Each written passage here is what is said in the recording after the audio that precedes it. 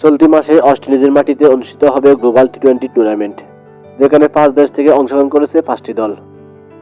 বাংলাদেশ থেকে প্রতিনিধিত্ব করতে যাচ্ছে বিপিএল এর দল রংপুর রাইডার্স। আজ মিরপুরে এই নিয়ে সংবাদ সম্মেলনের আয়োজন করেছেন ফ্র্যাঞ্চাইজিটি, যেখানে উপস্থিত ছিলেন বিসিবি পরিচালক নাজমুল আবেদীন ফাহিমও।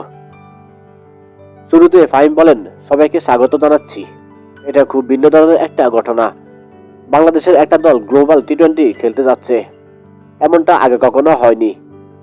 এটা একটা নতুন উচ্চতায় নিয়ে যাওয়া আমাদের ক্রিকেটকে। রংপুর রাইডার্সকে নিয়ে বেশ উচ্ছ্বসিত প্রকাশ করেছেন বিসিবির এই পরিচালক। সংবাদ সম্মেলনে ফাহিম বলেন, রংপুর রাইডার্সকে অভিনন্দন। তারা এই মুহূর্তে যতগুলো দল ছিল তাদের মধ্যে সেরা দল হিসেবে এখানে যাচ্ছে। একটা পরীক্ষিত খেলোয়াড়দের নিয়ে সংগঠিত একটা দল নিয়ে তারা যাচ্ছে। আমরা আশা করব তারা ওখানে ভালো করবে। ফাহিম জানালেন, রংপুর দল পুরো দেশের প্রতিনিধিত্ব করবে।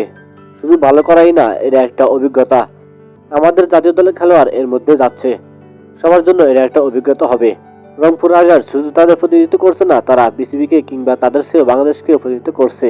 আমি আশা করব তারা তাদের সেরা খেলাটা খেলার চেষ্টা করবে।